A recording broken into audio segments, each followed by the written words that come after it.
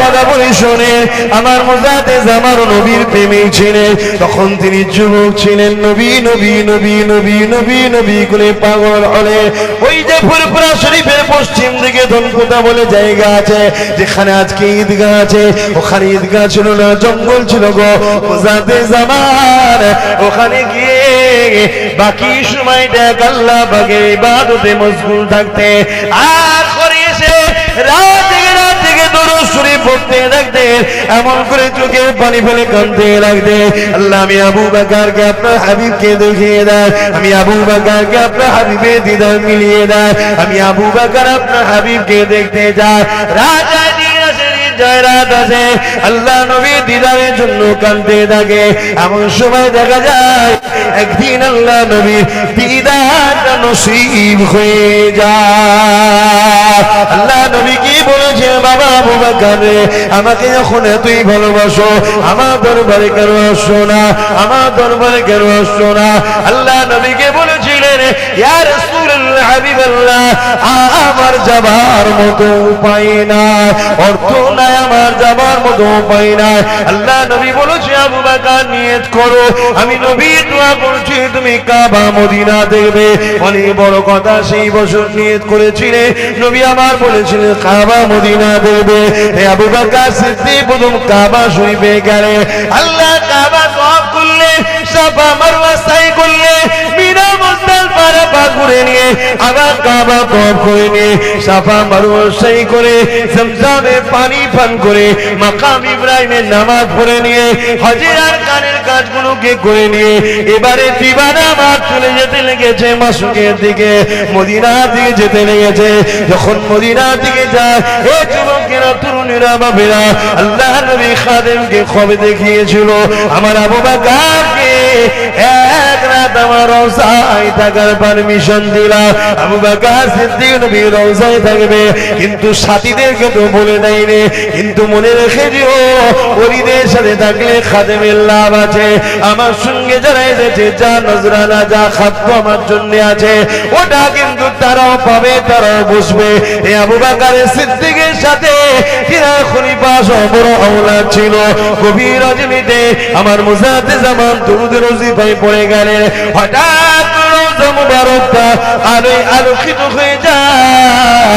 নবী আমার নূরের হাত নষ্ট মুবারককে বাদ করে দিয়ে আবু বকরকে বলেছিল, বাবা আবু বকর, হাতটা ধরে নাও বাবা, বায়াতটা আমি নবী তোমায় করিয়ে দিই। আল্লাহর কোরআন বায়াতের পক্ষে আছে, ইন্নাল্লাযীনা ইউবাইউনাকা ইন্নামা ইউবাইউনাল্লাহ ইয়াদুল্লাহি ফাওকা আইদিহিম। বায়াতের কোরআনে দলিল রয়েছে এবং ইমাম হুসাইনের পক্ষ থেকে ইমাম মুসলিম হুজুর বায়াত নিয়েছিলেন।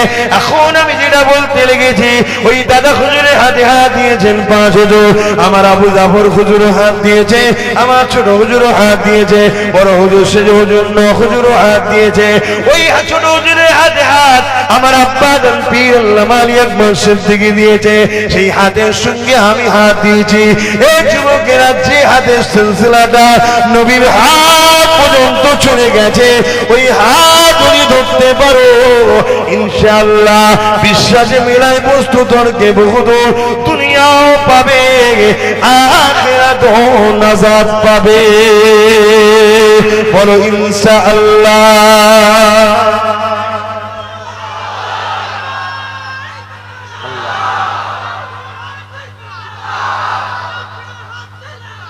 আমার ভাইয়েরা, হয়তো আল্লাহ কখনো কখনো আমাদেরকে একটু পরীক্ষা নেয়, কিন্তু অন্তরের দিক দিয়ে আমরা শান্তিতে আছি। আপনার বিবেককে প্রশ্ন করুন, দেখুন অন্তরের শান্তিতে আমরা আছি। অন্তরের শান্তিটাই তো আসল শান্তি রে বাবা। হ্যাঁ, 2-10 হাজার কোটি টাকার মালিক 200-500 লোককে ছেলের বিয়েতে দাওয়াত করে খাওয়াচ্ছে, আর নিজে মুখে জালি দিয়ে ঘুরে বেড়াচ্ছে। কেন? ডাক্তার বলেছে একদম সাবু ছাড়ার কিছু খাবিনি যদি বাঁচতে চাস। এ আছে না খোদার মার দেখেছেন? খোদার মার কেমন? আল্লাহ সেই জায়গায় আমাদেরকে সুখে রেখেছে না রাখেনি? যতটুকু বান্দা তোদের দুনিয়ায় ততটুকু দেবো। কেন? তোরা মোমেন, তোরা মোমেনা। তোদের জন্য আমার কাছে স্পেশাল কোটা আছে, যেখানে কোনোদিন কষ্ট নাই, শান্তি আর শান্তি, যেটা হলো আমার দয়ার জান্নাত। জোরে বলুন সুবহানাল্লাহ। ওই জায়গাটা যখন তোদেরকে দিয়ে দেবো, ওরে বান্দা বান্দির ওটা এত সুন্দর জায়গা, ওই নিয়ামতটা পেয়ে তোরা দিবানা হয়ে যাবে। ওই সময় আমার আল্লাহ জিজ্ঞাসা করতে লাগবে, ওরে আমার বান্দা বান্দিরে, দুনিয়া জমিনে অনেকে গান শুনেছিল, তোরা শুনিস না কেন? শুনিস না? আল্লাহ তোমাকে খুশি করব বলে তুমি বলেছিলে জান্নাত দেবো, জান্নাতে নাকি হুরেরা আমাদেরকে শোনাবে। তাই দুনিয়ার ডুপ্লিকেট, এমন করে দুনিয়ার এই নকলদের গান আমরা শুনি না। ওই সময়তে তারা বলতে লাগবে, এ আমার বান্দা বান্দিরে, দুনিয়া জমিনে অনেক বসা জায়গা ছিল, গানের আড্ডা, যাত্রার আড্ডা, অনেক এমনও জায়গা ছিল যেখানে গেলে চোরদেরকে দেখা যায়, যেখানে গেলে দালাল দেখা যায়, যেখানে গেলে হারামখোর দেখা যায়, যেখানে গেলে এতিমদের রক্ত চুষাদেরকে দেখা যায়, যেখানে গেলে বিধবাদের হক মারা লোককে দেখা যায়। ওরে আমার বান্দা বান্দিরে, ওই সকল গাদ্দারদের কাছেও তোরা যাস না, কিন্তু তোরা দুনিয়া জমিনে আলেমদের কাছে গিয়েছিলে। কেন রে বান্দা গিয়েছিলিস? আল্লাহ আপনি বলেছেন, আপনার হাবিব জানিয়ে দিয়েছে, আলেমদের সোহবতে বসা কোরআনের কথা রয়েছে, ইয়া আইয়ুহাল্লাযীনা আমানুত্তাকুল্লাহ, হে বিশ্বাসী ইমানদার আমাকে ভয় কর, ওয়াকুনু মা'আস সাদিকিন, এবং সত্যবাদীদের অনুসরণ কর। তাই সত্যবাদীদের অনুসরণ করি বলে সত্যবাদীদের দরবারে যায়। আপনার কোরআন জানিয়েছিল, সূরা কিতাব বলে একটা সূরা ছিল, 7 জন ওলিকে মহব্বত করার জন্য একটা কুকুর যদি জান্নাতি হয়ে যায়, আল্লাহ ওলি কারা?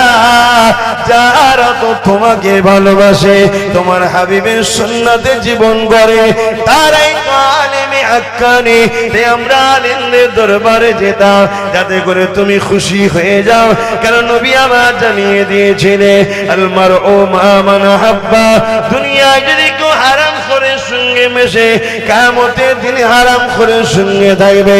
দুনিয়ায় যদি কেউ চোরের সঙ্গে মেশে, কিয়ামতের দিন চোরের সঙ্গে থাকবে। দুনিয়ায় যদি কেউ পরনারীর দেহ শোষণকারীর সঙ্গে মেশে, কিয়ামতের দিনে তার সঙ্গে থাকবে। দুনিয়ায় যদি কেউ ডাকাতের সঙ্গে মেশে, কিয়ামতের দিনে তার সঙ্গে ডাকবে। দুনিয়ায় যদি কেউ দিন দুপুরে ডাকাতি, ভিআইপি চোর যারা, এদের সঙ্গেও মেশে, কিয়ামতের দিন এদের সঙ্গেও থাকবে। আপনার নবী বলেছিল, দুনিয়ায় যে যার সঙ্গে মিশবে, আমরা আলেমদের সঙ্গে মিশেছিলাম। কারণ নবী আমার জানিয়েছিলেন, কিয়ামতের দিনে আল্লাহ আলেমদের ঘরে বেহিসাব জান্নাতি দেবে। আল্লাহ, তাই আমরা যাইনি, আমরা আলেমদের কাছে ছিলাম। হয়তো লস হয়েছিল খোদা, দুনিয়াবি নজরে লস, কিন্তু হাকিকাতে লাভ। ঠিক না বেটি? হাকিকাতে লাভ। তো বান্দা বল, তোরা তো দুনিয়ায় এত কষ্ট করেছিলিস, কত লোক যাত্রায় যেত, সিনেমা দেখতো, ফাংশনে যেত, মদ খেত, চুরি করত, ডাকাতি করত, কত লোক পরের জমি জায়গা দখল করে নিত, তোরা তো করিস না বান্দা। আজকে বল, এসব গুলো করিসনি কার জন্য? আল্লাহ তুমি অখুশি হবে তাই করিনি, নাই পাওয়ার ছিল। আমরাও পারতাম বক্সিং ঝাড়তে খোদা, কিন্তু ঝাড়ি দি, তুমি নারাজ হবে তাই। জুলুম করিনি, তুমি অখুশি হবে তাই। এ বান্দারে বল, তাহলে আমি যে ওয়াদা করেছিলাম, ওই ওয়াদা কি তোরা পালন পেয়ে গেছিস? জান্নাতকে পেয়ে বান্দারা বলতে লাগবে, ও রাব্বি আল্লাহ, আপনি যে ওয়াদা করেছিলেন তার থেকে অনেক অনেক অনেক অনেক বেশি সুন্দর নিয়ামত আপনি আমাদেরকে জান্নাতটা দিয়ে দিয়েছে।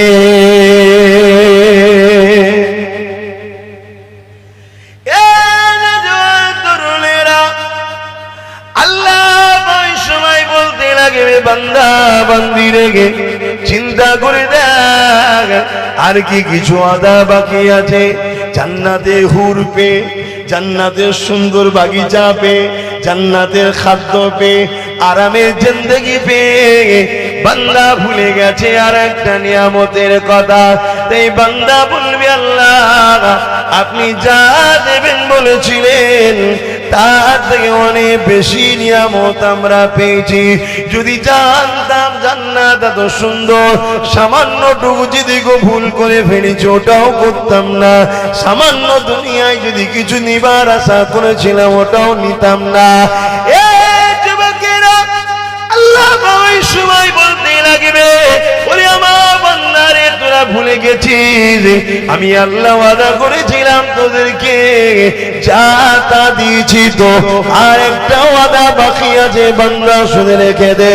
70,000 পর্দাকে সরিয়ে দিয়ে এই চোখ যিনি বানিয়েছে, কান যিনি বানিয়েছে, জমিনে যিনি আমাদেরকে বাস্তবতে দিয়েছেন, আসমানকে যিনি বিনা খুঁটিতে রেখেছে, যিনি আমাদেরকে কত সুন্দর করে বানিয়েছে, সেই আল্লাহ আমাদেরকে দিদার দিয়ে দেবে। আরো জোরে বলুন সুবহান। আল্লাহ দেখতে গেলে বাপ কাতারটা ঠিক করতে হবে তো নাকি গো?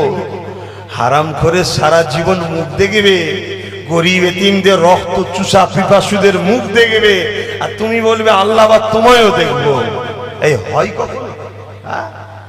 আলেম দেখলে নাক ছিটকায়, আলেম দেখলে নাক ছিটকায়, আর শয়তান দেখলে স্যার আসেন না, স্যার স্যার আসেন না, স্যার এই করে না করে না। তারা মনে হয় আল্লাহ দেখবে। এই যুবক, ভুল মানুষের হয়, শোনার পরে পরিবর্তন হয়ে যাওয়াটা হলো আসল জিন্দেগি। জোরে বলুন সুবহানাল্লাহ। এই পৃথিবীতে এমনও পাপ ছিল নিজের মেয়েকে জ্যান্ত পুঁতে দিয়েছে, তথাপিও মোহাম্মদ রসুলের কাছে এসে শোনার পরে তওবা করে যখন কেঁদেছে, আল্লাহ তাকে দুনিয়া থেকে জান্নাতের আবার সার্টিফিকেট হতে দিয়েছে। জোরে বলুন সুবহানাল্লাহ। পরিবর্তন হওয়া আমাদের জিন্দেগি, আমাদের জিন্দেগি পরিবর্তন হওয়া, কথা বুঝে আসছে? হ্যাঁ, কখনো যখনো যদি টাইম ফালতু থাকে দেখবো কোনি চিন্তা ভাবনা করে, দামি মূল্যবান টাইম দেওয়া যাবে না। এখন মূল্যবান টাইম তোমাদের চলছে, ঠিক না বেটি? কোটি টাকা ইনকামের থেকেও তোমাদের এই টাইমটা বর্তমান মূল্যবান। কেন? তোমরা এখন জান্নাতের খদ্দের। জোরে বলুন সুবহানাল্লাহ।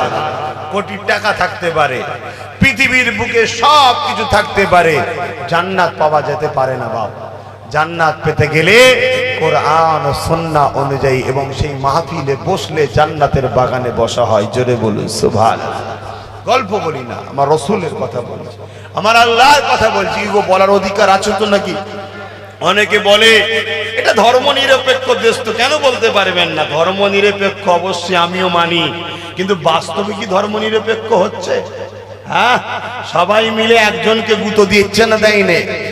সবাই মিলে একজনকে শুধু গুঁতোচ্ছে, এটা ধর্ম নিরপেক্ষ হচ্ছে? ধর্ম নিরপেক্ষ কাকে বলা হয়? হ্যাঁ, আর কি চলছে এটা? শুধু টার্গেট করা হচ্ছে। কেন কেন টার্গেট করা হবে? আমি আমার মতো করে আমার কোরআন পড়বো, আমি আমার মতো করে আমার হাদিস বলবো, আমি আমার মতো করে আমার কোরআন সুন্নাহ জীবন যাপন করব, এই করার স্বাধীনতা আমার আছে। আপনাদের আছে কি? দেশ অধিকার দিয়েছে, কিন্তু বাস্তবে হচ্ছে কি? হয়নি। মাথায় ঢোকা